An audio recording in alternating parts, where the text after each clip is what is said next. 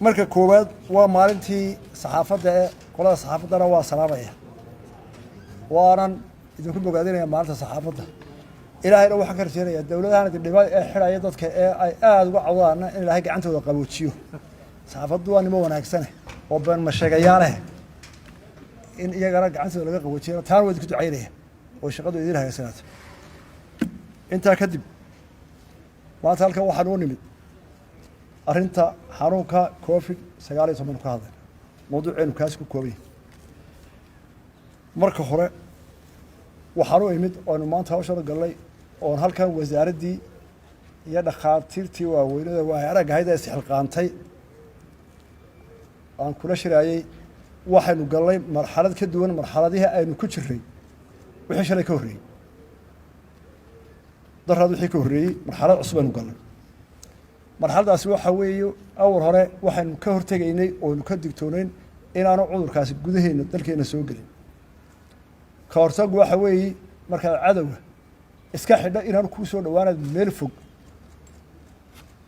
dalkaaga dadkaaga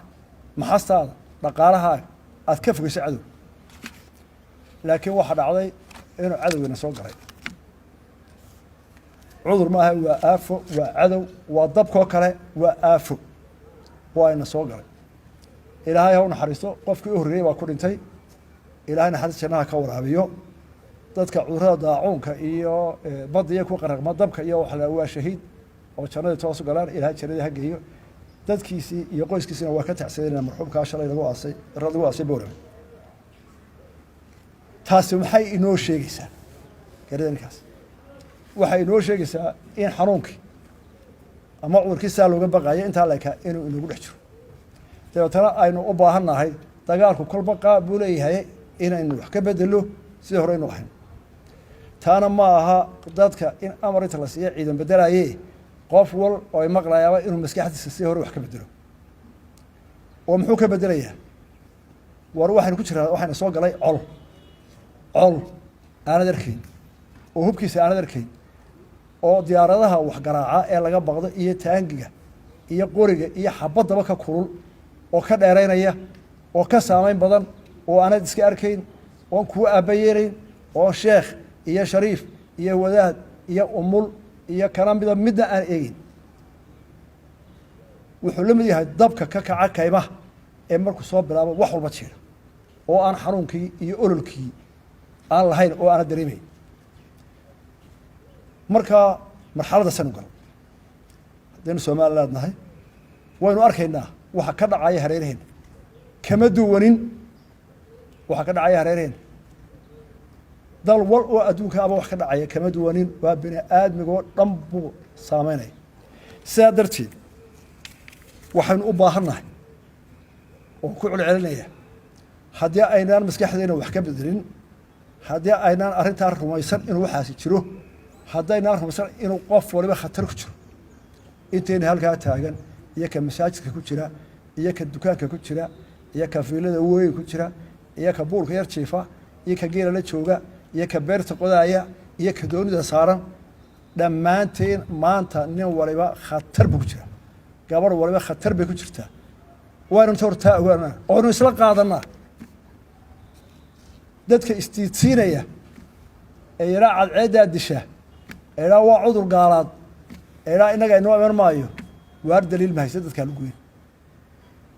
waxay nagu dhici doonta dadka caynkaa leh haddii xataa xagga diinta loo eego inuu noqonayo nin dadkii laayay dadkii islaamkaa nin dagaal u qariyey oo dhimashadii u qariyey oo ummaddii leeyey inuu noqonayo qofkaas markaa walaalayaal mar haddaan intaa ku dhaafo hordhaca oo caynkaa yahay waxaan aada iyo aada u hambalyaynayaa oon u bogaadinayaa bahda caafimaadka qofka caafimaad ka shaqeeya oo dhan ama barafid ha ahaado ama wasaaradda ha ahaado ama qof aqoon cilmi bartay ha ahaado caafimaadka aada iyo aad ayaan ugu mahadnaqaynaa ilaahayna haka saa-isiiya hawsha inoo qabteen maalintii u horreysay waxaan sheegay ee ka hadlayay xanuunkan in dhalinyarada wax baratay ee ka baratay jaamacadaha iskuullada diblomaha qaatay dibadda ku yimid oo dhamme inay gobollada iyagu iskood iska soo register gareeyeen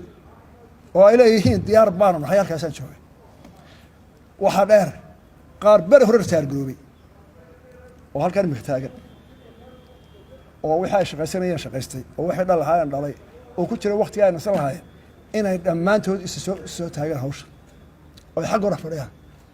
oo hibilada wada garanaysaane axmed sheer ciise lehe geedi qayaad lehe caydiid lehe halka ay wadaba taagan nin waliba uu isu keenay inuu hawshaan waxaa jooga professorka United Nations beri hore jiray fikir taargareeyo meelahan imanka arigaad raacatid lahaa ina warsamay nin waliba hurdo wadiyay waayo iyagu waxay garanayaan waxana wuxuu yahay iyo suudadka u saameeyo iyo culayska uu garanaya laakiin inagu ma garanayno waa mahadnaq kadib xaaladda dalkeena maanta ku raagi maayo maalin walba waxa ka hadasha wasaaradda iyo arrimaha qoladan qaranka oo qaabsan hawshan waxaanu haynaa dhimasho waxaynu haynaa inuu baalkeena dhex galay waxay imika dhakhtaradu sheegayeen haddii aad hesho qof oo cudurkaas saameeyey in ay tahay konton kala qabeedo haddaad qof hesho waa qaacido konton kala uu sareeyay beedo dad cusub xoogana way dhahay haddii alla yiraahdo ilaa 2 cisho gudahoodna waxa shaqeynaya baalkii baaristi baalka lagu baaray marka tirada la baarana waan hubaa inuu tiro badan soo baxayso oo ah inuu cudurkii inagu dhex jiro waxa kale dhakhtaradu inoo sheegeen cudurkani inuu leeyahay markuu imika ka baxo inuu mawjado istaba yaalayahay sababtoo kale oo mawjado ahar markay ku dhacdo haddana muddo ka bacdi in mawjad kale ku soo socoto imika mawjada ku jira waanu ka ladan waana biray kulaa laakiin marka qababaha la gaaro waxa laga shakisan yahay ama sida loo bartay dabeecadiisa cudurkan ay dhakhtaradu inoo sheegayaan in mawjadii qabowgu imanayso oo markaa maxaa dhacaya dureeyar influenza markuu dhaco waa la socdaasna ka ikhtarta u diyaar garow way baahantay maskaxdeena waxa la yiraahdaa dawladdu wuxuu bay dardaalaysaa meel wax qabanay dawladdu waxay qabataa markuu dadku maqlayo wax loo sheego dawladdu ku toosin kari mayso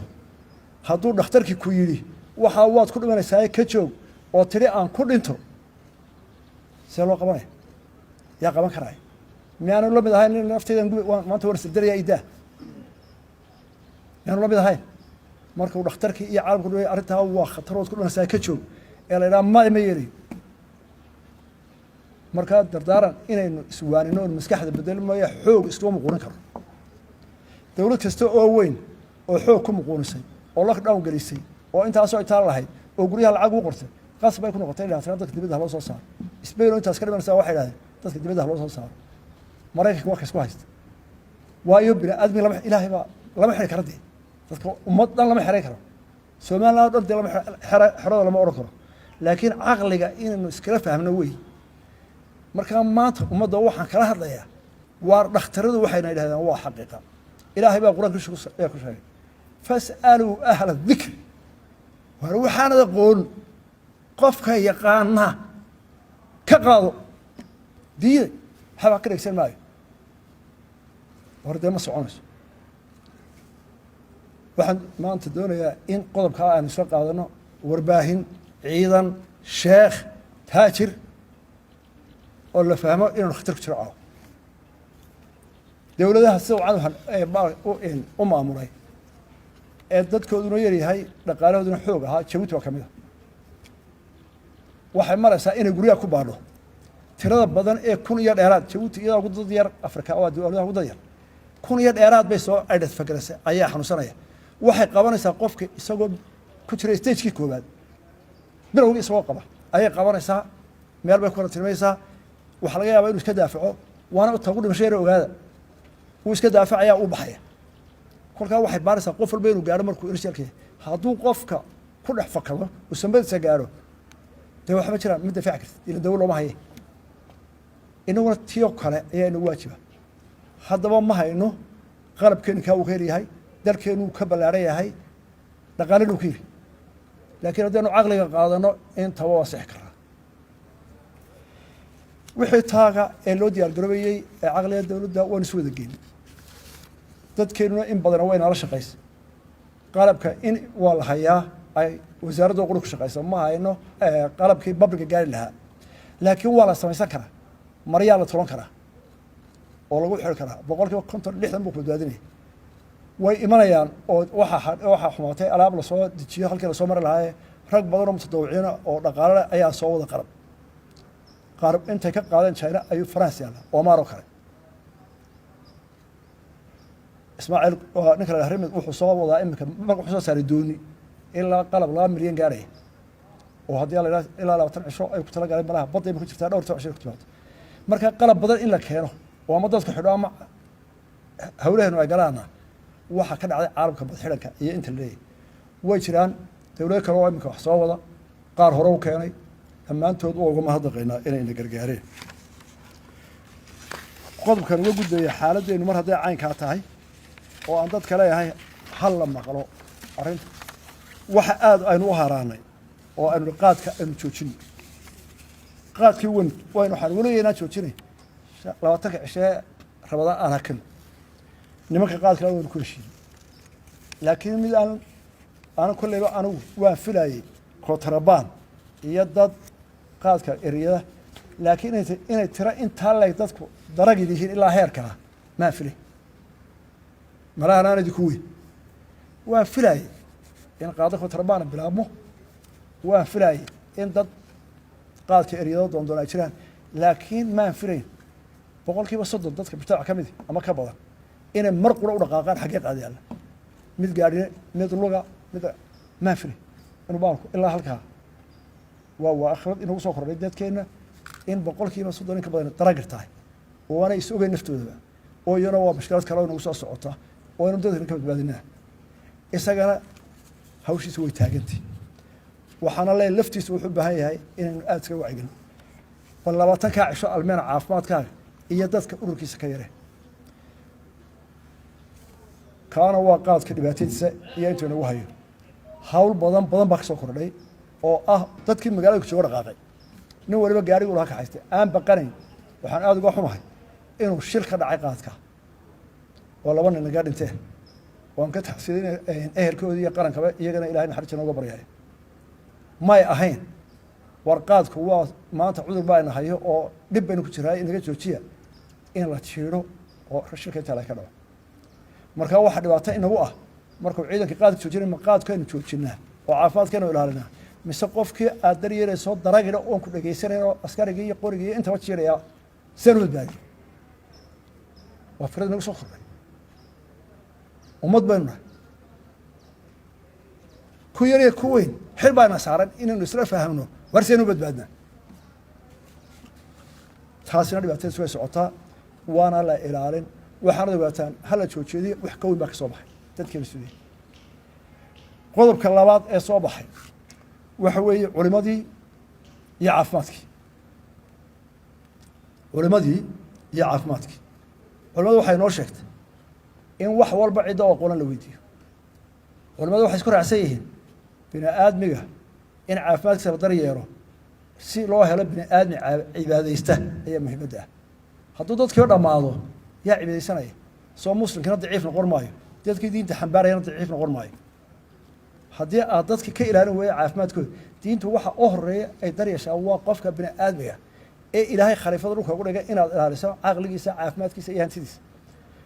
marka waajib baa caalimka iyo nin walba ka saaran in la ilaaliyo caafimaadka dadka dayib hadday dhakhaatiirtii muslimka ahayd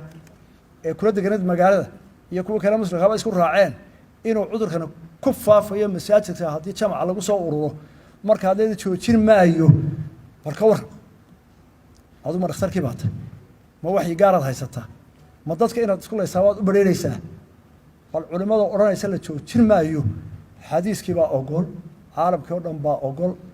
waxa xidha kabcadii waa xidhan majlis rasuul bal waxa loo diiday ciidan lagu eriyay ee dadka leeyahay waxa ma qabtaana socda ninka fadwaawaye masaajidka dadka jooga caafimaad qabaan oo isma gaarsiinayo sheekhalahow cilmigabaad keentay haddaysa dadkaas salawaana dhintaan meelada aakhira adigu wixii ku dhintay wixii qaaday dambigoodii ilaa dadkii اعتقادكي كرسولي دينتي كسية waxay aaminayaan sheekhu wuxuu inuu sax yahay oo kitaabka Ilaahay rasuulkiisa ka akhriyaayo haddaad ummadii kullu goyso halkii ku halaagmayeen oo mujtamacii la isugu imanayay masaajid ma yaqaan makhaayad ma yaqaan dhakhtar ma yaqaan iskuul ma yaqaan halkii la isugu lagu qaadaya markaad ku qasbato soo galo waxa ma jiraan maxaad kordhisay ma aqoon daraa ma ismood waa maxay dee culimada waxaan ka doonayaa in halkaa arrintaa meel la dhigo dadkii miyaa la laynaya dadka imika noqday lagu arkay xanuunka laga helay imaamyaa ka mida oo mujtamaca ka akhriyayay tafsiirka tabliiq baa ka mida ku geeljiraa ka mida ma kala yaqaano waxaa laga badbaadaya male hala israariyo halkaana waxaa leeyahay culimada wariyaynan ku murmin waxaynu isla ogol lahay oo bini aadmiga hala nabadgeliyo diintana sideeda dadka ha loo baro diintana hala haysto iskuma diidani laakiin dadka caafimaadkoodii dee idinku ka mas-uul ma tihiine dhakhaatiirtaa ka mas-uulaan dhogeysanayna dhammaanteedna waynu dee saa u qaadana waa laga tashan culimada waa la isku noqon waxaan leeyahay halkaana hawl baa ka soo kordhay waxaan ku soo ururaya arrintaa xaaladdeena dalka